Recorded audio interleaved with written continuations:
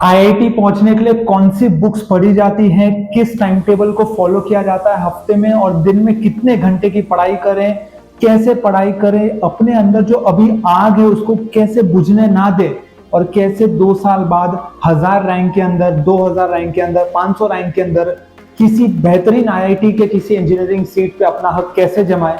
ये वीडियो को अगर आपने लास्ट तक देख लिया तो आपको पूरा 2 साल का रोड मैप क्लियर हो जाएगा। और अगर आपने इसको शिद्दत से फॉलो कर लिया, अगर पूरे ऑनेस्टी से, ये वीडियो में जो मैं बताने वाला हूं ये एक्चुअली में ट्राइड एंड टेस्टेड मेथड है। 2 साल अगर आपने इसको फॉलो कर लिया, आपको रिजल्ट आने से कोई नहीं रोक सकता। स्टूडेंट्स, आपने बहुत सही वीडियो पे क्लिक किया है। इसके पहले मैं शुरू करूं, फटाफट से कमेंट कर दो कि आप किस शहर से हो, आपके शहर में कौन सी आईआईटी है और आपकी ड्रीम आईआईटी कौन सी है। एक्चुअली में सिटी आईआईटी और ड्रीम आईआईटी दो चीजें होती हैं। और कमेंट में ये भी लिखो कि मैं आईआईटीएन बनूंगा या बनूंगी। अगर आप ये कमेंट में लिखते हो, लिखना मतलब क्या होता है कि खुद को एक एप्रिसिएशन देना, खुद को एक आप और मजबूत कर रहे हो, अपने इरादे को और पक्का कर रहे हो। तो चलिए इस वीडियो में हम देखते हैं कि कैसे 2 साल हमें पढ़ाई करनी है, कि क्लास 10 तक आपने जो अभी पढ़ा वो आप सब आप मायने नहीं रखता, अच्छा पढ़ा आपने, बुरा पढ़ा, ये 2 साल में आप क्या करेंगे कि आप सीधा आईआईटी में पहुंच जाए। ठीक है, तो चलिए शुरू करते हैं इस रोड मैप सीरीज से। सबसे पहली चीज है जो मैं आपसे डिस्कस करना चाहूंगा वो है रियलिटी चेक। मैं आपको एक रियलिटी चेक देता हूं, एक सच्चाई बताता हूं। जेई का जो एग्जाम है वो मेंस में भी होता है, फिर एडवांस्ड होता है आईआईटी में जाने के लिए। ये सिर्फ एक competitive exam physics chemistry maths का नहीं है, एक्चुअली में ये कॉम्पिटिटिव एग्जाम माइंडसेट का भी है। इसको मैराथन समझ के दौड़ना है, ये कोई स्प्रिंट रेस नहीं है। 2 साल एक लंबा वक्त होता है और मैराथन वही जीतता है जो कंसिस्टेंटली दौड़ता है। आप में से बहुत लोग हैं ना अभी पूरे जोश में होंगे कि नया नया 11 स्टार्ट हुआ है या बहुत जल्दी हो भी जाएगा। अभी पूरा आपने वीडियोस देखे होंगे, आईआईटी को आपने नया नया अभी डिस्कवर किया, आप में बहुत एनर्जी है। लेकिन मैं आपको बता दूं कि मैक्सिमम स्टूडेंट्स ना 6 महीने में अपनी एनर्जी लूज कर देते हैं और उनको समझ में आ जाता है कि ये भाई मेरे बस का नहीं है। डरा नहीं रहा हूं, आपको रियलिटी चेक दे रहा हूं। वो एनर्जी जो है, आपने वो जो आग जल रही है वो कहां चला जाता है, मैं आपको बताता हूं उसको हमको कैसे प्रिजर्व रखना है। ठीक है, तो ये जो माइंडसेट का एग्जाम है इसको आप एज अ मैराथन लो, स्प्रिंट रेस नहीं। मैराथन मतलब क्या है, आप अभी शुरू कर रहे हो, 2 साल तक कंसिस्टेंट रहना है। बीच में डाउन्स आएंगे, कुछ चैप्टर टफ लगेंगे, कोचिंग के एग्जाम में नंबर कम आ जाएंगे। निराशा नहीं, हताशा नहीं, टेंशन नहीं लेना है, आपको काम करते जाना है, आपको लगे रहना है। आपको पता है बीच में 100 मीटर खराब हो गया, अगला 200 मीटर तेज दौड़ के कवर कर लूंगा। ये एक मैराथन है, स्प्रिंट रेस नहीं है। इस माइंडसेट के साथ अगर आप चलोगे तो ही आप कोई रैंक बना पाओगे। देखो 10th में आपके आसपास कुछ लोग होंगे जो अच्छे बोर्ड से, आईसीएसई सीबीएसई से होंगे। अगर आप स्टेट बोर्ड के हो सकता है आप आईसीएसई सीबीएसई के हो, लेकिन प्रॉब्लम ये है कि सर कभी ओलंपियाड का एग्जाम नहीं दिया हमने, कोई दूसरा एग्जाम नहीं दिया, बोर्ड्स में भी ठीक ठाक नंबर आ गए पढ़ के। लेकिन हमारे आसपास जो स्टूडेंट्स है जो ऑलरेडी उनको सब कुछ आता है, ऐसा शुरू में लगता है कि इनको तो पहले से ही पता है। पर आपको ये याद रखना है कि ये 2 साल की जर्नी है और आप इस 2 साल में कुछ भी कर सकते हो, कितना भी सीख सकते हो, भले आपने अब तक ज्यादा पढ़ाई की हो या ना की हो। ठीक है, अगर आपने 11वीं से ही कंसिस्टेंसी मेंटेन रखी तो आप 5000 क्या 1500 में भी रैंक ला सकते हो। ठीक है, अब ये करना कैसे है सर, कंसिस्टेंसी तो हम मेंटेन रखेंगे, ये 2 साल में हम क्या करें, रोड मैप दीजिए। सुनो, पूरे 2 साल की जर्नी को 4 फेज में हम बांट देते हैं। पेन पेपर ले लो और इसको नोट डाउन कर लो। 4 फेजेस रखते हैं हम। जो पहला फेज है वो आपका फाउंडेशन बिल्डिंग फेज है, यानी कि पहले 6 महीने आप समझो, अभी से लेके सितंबर अक्टूबर तक। ये जो पहले 6 महीने ना ये बहुत ज्यादा जरूरी है क्लास 11th को शुरू करने के। प्रॉब्लम ये है कि जब शुरू होता है ना तो बच्चे अपने फाउंडेशन पे ध्यान नहीं देते हैं। अगर ये 6 महीने आपने अपने तीनों सब्जेक्ट के फाउंडेशन को स्ट्रॉन्ग कर लिया, फिजिक्स में मैकेनिक्स को, केमिस्ट्री में केमिस्ट्री के जो फाउंडेशंस आपको पढ़ाए जाएंगे, मोल कॉन्सेप्ट को, और मैथमेटिक्स में जो बेसिक मैथमेटिक्स और अलजेब्रा से शुरुआत होगी। ये चीजों को अगर आपने बेसिक से एकदम मजबूत कर लिया, आगे का जो 1.5 साल का जर्नी है बहुत आसान हो जाएगा। सबसे बड़ी प्रॉब्लम स्टूडेंट्स की होती है कि उनका 11th का बेस वीक हो जाता है और वो बैकलॉग कभी कवर ही नहीं होता। वो 2 साल में कितनी भी मेहनत कर ले वो उभर नहीं पाते। तो first 6 months are very very very crucial. अगर आपने बहुत ही शिद्दत से ये 6 महीने ध्यान लगाकर पढ़ाई कर ली, आपके फाउंडेशन और कोर कंसेप्ट्स जो है, कोर कंसेप्ट्स होते हैं ये, बाकी सब इनके एप्लीकेशंस होते हैं, कोर कंसेप्ट में क्लैरिटी आ गई तो आप बहुत अच्छा कर जाएंगे। ठीक है, उसके बाद के जो सेकेंड फेज आएंगे दैट इज नवंबर टू मार्च, जहां पे क्लास 11th का एंड आ जाता है। वहां पे आपका फाउंडेशन अगर स्ट्रांग हो गया है तो आप पीवाईक्यू सॉल्व करना स्टार्ट करेंगे। अपने स्कूल कॉलेज के एग्जाम्स को भी सीरियसली लेना है, कोचिंग के एग्जाम को भी सीरियसली लेना है, लेकिन पहले 6 महीने अगर फाउंडेशन बिल्ड हो गए तो आप उसके तुरंत बाद से एक्चुअली में जेई के पीवाईक्यू सॉल्व करना स्टार्ट कर सकते हो। ये तभी होगा जब फाउंडेशन अच्छा होगा। फिर थर्ड फेज आता है जो अप्रैल, जो क्लास 12 शुरू होती है दिसंबर तक, ये लंबा फेज होता है।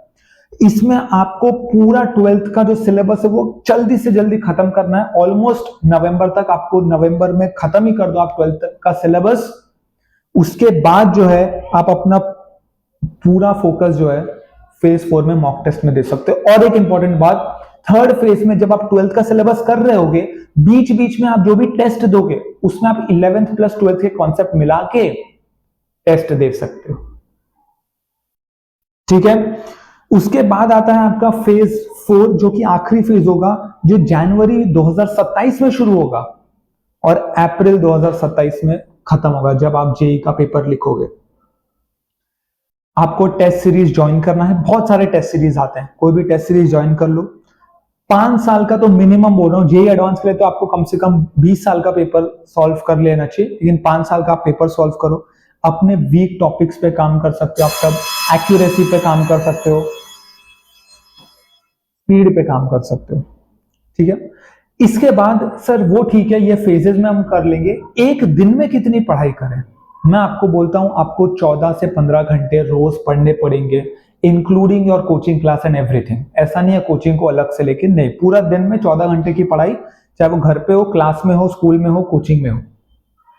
इसमें आप बहुत स्टूडेंट्स करते हैं दो, जैसे उन्होंने 6 घंटा कोचिंग में दिया, 6 घंटा वो घर पे पढ़ते हैं, 2-2 घंटा तीनों सब्जेक्ट को देते हैं। आप ये भी कर सकते हो, या 3-3 घंटा 2 सब्जेक्ट को भी दे सकते हो। अगर आप एक दिन में तीनों सब्जेक्ट ना पढ़ पाओ तो एक दिन में एक सब्जेक्ट मत करो, क्योंकि सिलेबस बहुत बड़ा है, ऐसा पूरा नहीं हो पाएगा।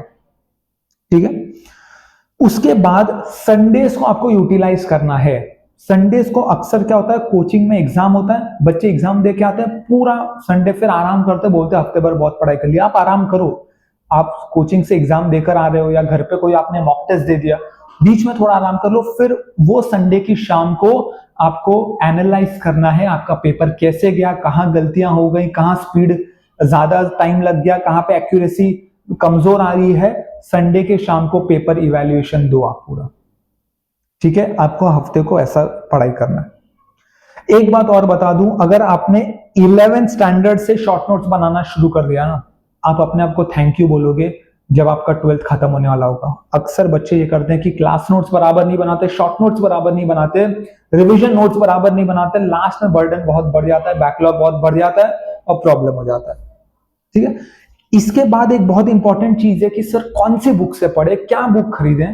देखो, आप कोचिंग ज्वाइन करोगे डेफिनेटली उसमें मटेरियल मिलेगा, आप नहीं करोगे या करोगे, कुछ बुक्स मैं रेकमेंड कर देता हूं जो बहुत अच्छी बुक्स है। फिजिक्स में फाउंडेशन स्ट्रॉन्ग करने के लिए एचसी वर्मा की बहुत अच्छी बुक है, ठीक है, कॉन्सेप्ट्स ऑफ फिजिक्स। उसके बाद जेई मेंस और एडवांस्ड के लिए डीसी पांडे की बहुत अच्छी बुक है फिजिक्स की, और जेई एडवांस स्पेसिफिक उसके लिए आपको आई इरोडोव की बुक मिल जाएगी। ठीक है, केमिस्ट्री में बात करें, एनसीईआरटी आपकी भगवत गीता है केमिस्ट्री में। एनसीईआरटी को होली बाइबल मान के फॉलो करना शुरू कर लो। केमिस्ट्री में बहुत जरूरी है कि आप एनसीईआरटी पढ़ो। अभी जो जेई मेंस गया ना, उसमें डायरेक्टली एनसीईआरटी के लाइन से उठा के क्वेश्चन डाला था। ठीक है, उसके बाद केमिस्ट्री में आपको ऑर्गेनिक केमिस्ट्री पढ़ने के लिए एमएस चौहान की बहुत अच्छी बुक आती है। ठीक है, फिजिकल और केमिस्ट्री पढ़ने के लिए एन अवस्थी की बहुत अच्छी बुक आती है। और इनऑर्गेनिक केमिस्ट्री के लिए आप एनसीईआरटी और वीके जायसवाल की बुक पढ़ सकते हो। मैथ्स की बात करें तो बोर्ड्स के लिए आरडी शर्मा की बहुत अच्छी बुक है, और जी तिवानी की अरिहंत की बहुत अच्छी बुक आती है मेंस और एडवांस के लिए मैथ्स में, वो पढ़ लो। प्रीवियस ईयर क्वेश्चन तो ऑब्वियसली बेस्ट है। एक चीज मैं आपको बता दूं, 90% ऑफ द स्टूडेंट्स है ना एग्जाम में नहीं हारते, एग्जाम के पहले वो गिव अप कर चुके होते हैं, इसके लिए उनका रिजल्ट खराब आता है। तो क्या वो चीज है जो टॉपर्स को अलग करता है? टॉपर्स कभी भी परफेक्शन चेज नहीं करते, वो प्रोग्रेस को ट्रैक करते हैं। परफेक्शन नहीं चाहिए। एक एग्जाम में 100 आउट ऑफ 100 ला दिया, अगले एग्जाम में कुछ भी नहीं आ रहा है, ऐसा आ भी गया तो क्या मजा आएगा? प्रोग्रेस होना चाहिए, रोज मार्क्स बढ़ने चाहिए। बीच में कम हो गए कोई बात नहीं, होंगे कुछ चैप्टर्स आपको टफ लगेंगे, कुछ इजी लगेंगे, कुछ में मार्क्स ज्यादा आएगा, कुछ में कम आएगा, पर आपको प्रोग्रेसिवली आगे बढ़ना है, परफेक्शन के पीछे नहीं भागना है। परफेक्शन के पीछे भागोगे बार बार डिसअपॉइंट होगे, पढ़ाई करना ही छोड़ दोगे। Stay consistent when the results are low. जब रिजल्ट कम आता है बच्चा निराश हो जाता है, डिसअपॉइंट हो जाता है, सैड हो जाता है, पढ़ाई कम कर देता है। ऐसे टाइम पे ज्यादा पढ़ना है। तकलीफ हो रही है, ज्यादा पढ़ो। नहीं समझ में आ रहा है, ज्यादा पढ़ो। मार्क्स कम आ रहा है, ज्यादा पढ़ो। और मेक श्योर करो कि आप उसको पूरी जी जान से तैयार कर रहे हो। सबसे इंपॉर्टेंट बात, खुद को कंपेयर मत करना। बहुत तकलीफ होती है, इससे बहुत नुकसान हो जाता है।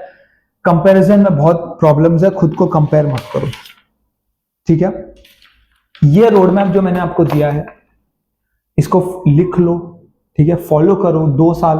कमेंट करो अगर कुछ प्रॉब्लम है, कुछ भी है, मैं तुरंत रिप्लाई दूंगा, ठीक है? 2027 का जो जेईई एग्जाम है वो आपका हो सकता है अगर आप इसको कंटिन्यूअसली फॉलो करोगे तो। कमेंट में मुझे जरूर अपना ड्रीम आईआईटी और सिटी आईआईटी बता देना, और कमेंट में लिखना कि जेईई 2027 इज माइन। ये वीडियो अगर सच में इंफॉर्मेटिव लगा, पसंद आया तो इसको लाइक करो और चैनल को सब्सक्राइब कर दो, क्योंकि अगले 2 साल में ऐसा वीडियो निकालूंगा, ऐसे कॉन्सेप्ट्स आपको सिखाऊंगा कि आपको बहुत मदद होगी आपके जेईई के एग्जाम के लिए। तो चैनल को अभी सब्सक्राइब करके रख लो। यहां तक वीडियो देखने के लिए बहुत बहुत शुक्रिया।